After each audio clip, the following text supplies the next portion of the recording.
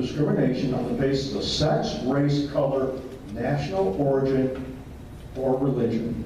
That's Title VII. Title VII does not establish transgender status as a protected class, and any effort to do so by executive fiat violates the law. Pretty simple? Yes. Okay, Title IX. We had a little history class on Title IX. Title IX is also a civil rights law that states that no person shall, on the basis of sex, be excluded from participation in any educational program or activity that receives federal funds. Wait a minute. There's nothing in Title IX that can remotely be read to require schools to allow boys that identify as females to use the girls' facilities. Again, even if we assume that Title IX bars discrimination on the basis of gender identity, a school's practice of reserving single-sex bathrooms, single-sex locker rooms, or single-sex showers to those of the corresponding biological sex does not involve any discrimination on the basis of gender identity. They failed there too. Let me give you a couple quick examples. 11th grade girls in Palatine, Illinois, are now wearing their gym clothing underneath their regular school clothing on the days they have phys ed, because they're scared to go into the locker room and change for their gym class because they know there's a transgender student in that class. They are horrified. Another example, a transgender born male, he still has a full set of male genitalia, but says he's a girl, was allowed in Alaska to compete in their state track and field competition last month. He won 2 medals, one in the 100-meter dash and one in the 200-meter dash, competing against all girls. And some of the girls were like in 9th grade, and he was a senior. He also had played on the girls' volleyball team and the girls' basketball team at Haines High School in Alaska. But because he says he felt like he was a girl, he was allowed to. Is that right? Yeah, I don't think so. Now, I finish up. We talked about the 10th Amendment. Under the 10th Amendment of the U.S. Constitution, the federal government has no authority to interfere in local school districts' bathroom policies. Remember where I started off? Where you, the public, are the head of your school district. You elect school board members. They hire the superintendent who oversees the programs. Remember? Well, that's because of the 10th Amendment. The 10th Amendment states that the federal government possesses only those powers delegated to it by the U.S. Constitution. All remaining powers are reserved for the states or the people. So this letter, this threat that went on Friday the 13th is a piece of garbage. This 25-page manual is not worth being toilet paper. In conclusion, in my presentation, now you gotta understand, I talk pretty fast, 3 minutes. It's only allowed 3 minutes. In conclusion, my statement to the board, this recent letter from the federal government providing guidance to schools on gender identification is offensive, intrusive, and totally lacking in common sense. I suggest, and I made it very clear, I said, this is coming from me. I'm not telling you what to do. But remember, I'm the public. You actually do answer to me. I didn't say that. Again, don't threaten me. I suggest that our local school district disregard the latest attempt of social engineering by the federal government and continue to use common sense to ensure a safe and healthy environment in our schools. While the letter implies federal money could be withheld, the letter is nothing more than guidance and is not legally binding, period. After meeting with my president of my school board, he told me they agreed. I luck out. Hopefully you'll luck out. And again, if I can get 1, 2, 3, or I don't care how many of you go to your school board and follow this, please let them know how you feel. We lose our kids and they're trying to steal them from us. We lose everything. Thank you for your time. Stick around a second, Andy.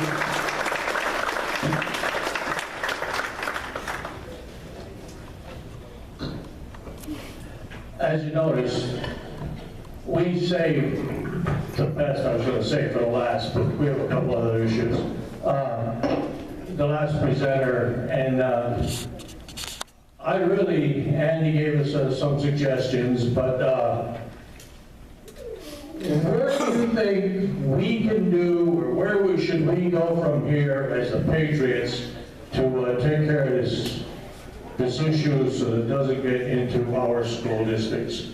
Do any of you have any suggestions, or would want to talk to the board? Anybody interested in becoming involved? Nobody. Well, that's encouraging. Thanks, Andy. I really appreciate that. Along with those lines that Andy talked about, there's going to be a rally on June the 27th in Harrisburg about this subject. There's buses already scheduled to come from across the state as far away as Pittsburgh. There's some local buses going to be leaving, and again, there's more information back on these blue slips. I'm not sure. I know some of the charter buses from the western part are charging $20 a person. I think the local buses will be free, but I can't guarantee that. Is there anyone here who thinks they can attend a rally on this subject in Harrisburg on the 27th? Yes. Bruce has the information. Oh, go ahead, Bruce. You want? No, he wants me to read. I went to these local schools. Bus list for June the 27th, rally at the Capitol. Questions? Ask Jack. Jack's going to tell us a few words a little bit later on, so we can ask Jack at that time. Goal: to destroy the fairness bathroom bills. And Jack's been doing some work along that line. And there's a sign-up sheet here that says, please include name, phone number, blah, blah, blah, blah. So this will be back in the bag. If you're interested, please sign up. And even if you don't want to go on a rally, why, you just want some information, leave us your contact information. So now that Bruce interrupted me, I don't know where I was at. I think we concluded there's two other short little presentations that we want to make. And one is Betsy, I don't know where she got to. Oh, there she is. She's hiding by the food. Boy, I like her. From the Heritage Foundation, wants to say a couple words to us.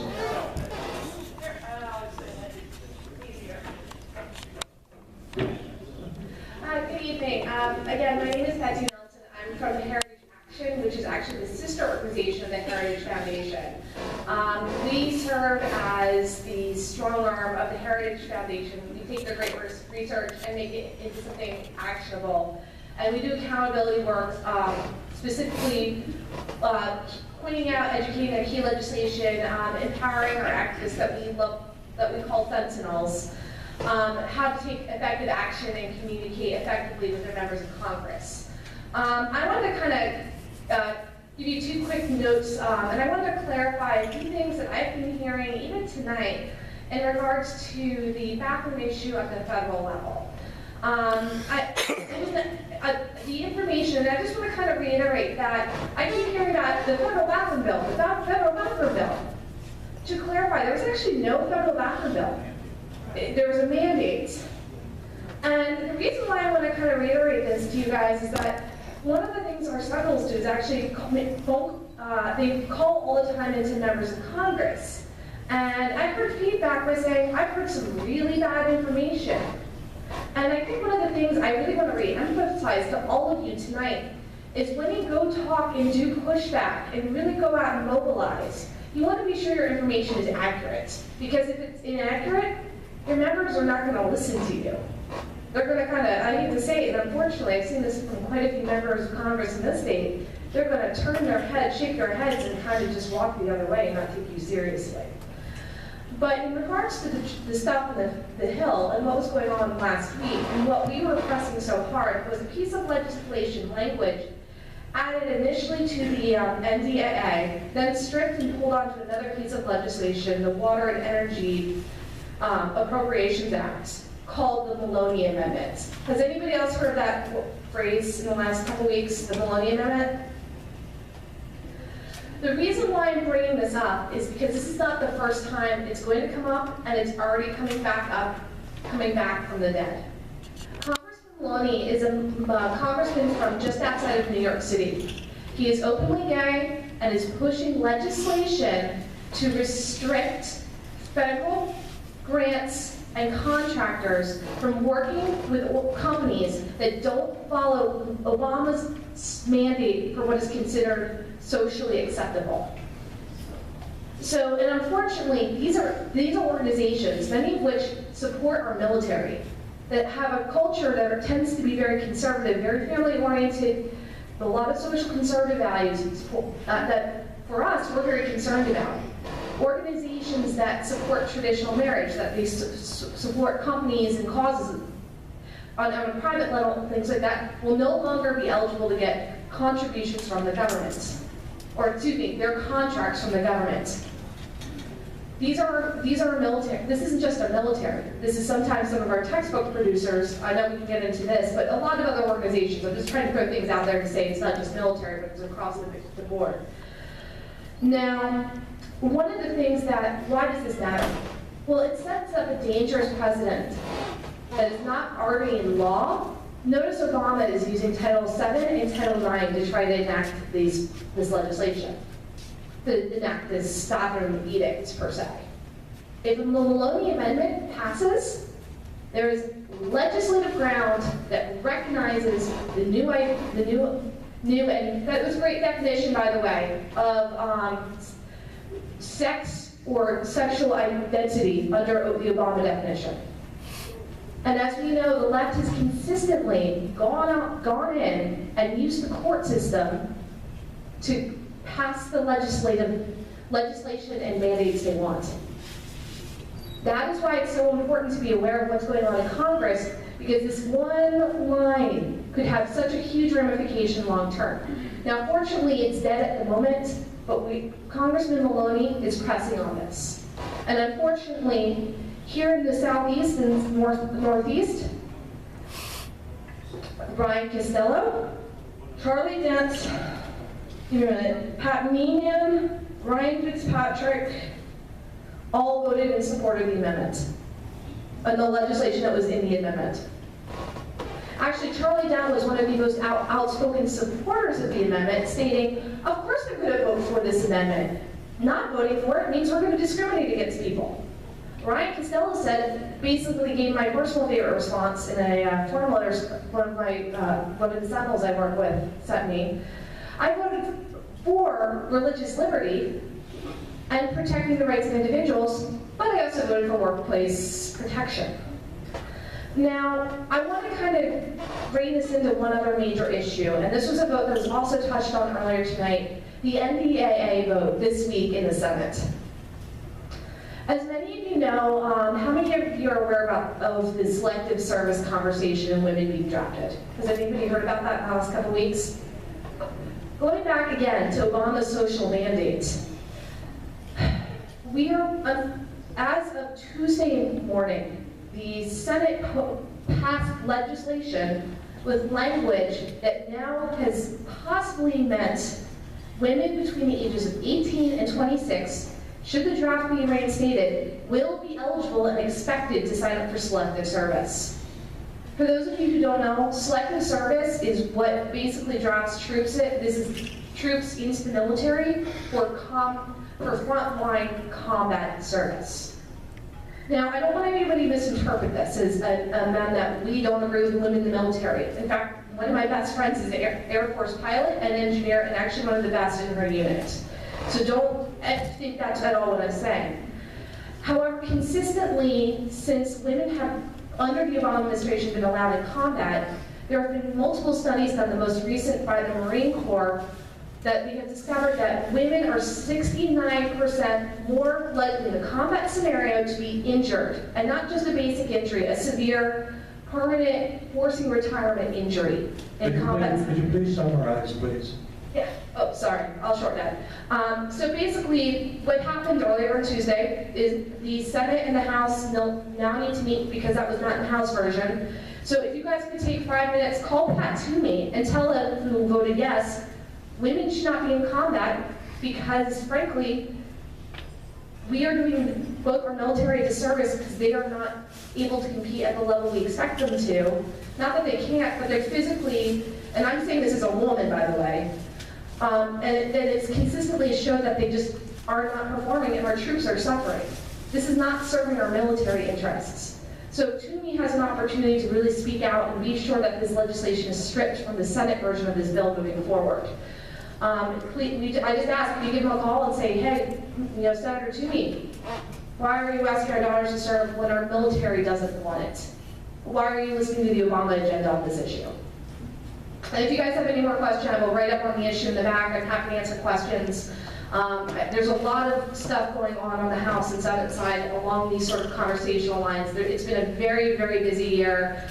I haven't even scratched the surface on any of these issues, so I feel bad I can't get into more depth. I'm getting pushed off stage. So thank you so much. Again, I'll be in the back to answer any questions. Thank you, Dr. I appreciate the comments. I've been sort of saving this gentleman from the for the last because I feel that what he has done for all of us is very important. And now I lost him. Is Jack still here?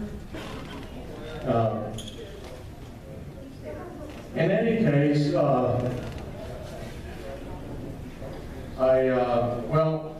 I think he's back there. There's a couple other questions I'll get to before Jack gets here. I'd like to get some input from the audience. How many of you have Facebook? Half a dozen or so. We have a Facebook site set up for the last several years. Is anyone aware that the Patriots has a Facebook site? I thought not. Is there? There's a gentleman that volunteered to teach us how to use it, to what advantages it has for the group. Is there anyone here who would like to learn more about Facebook or how to use it? Nobody gives a hoot, okay? It is something that can be, I think, a strong advantage to our cause.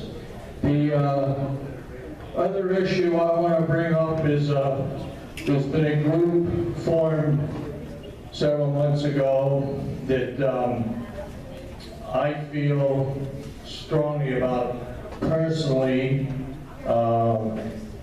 You don't hear much about us, but what reminded me is I see a pastor who's involved with the group in attendance tonight, and we call ourselves Constitution, Christianity, and the Constitution. Our goal is to teach the effects that the gospel and the Constitution and the Christianity had on our Constitution. We're planning, coming up with a planning meeting sure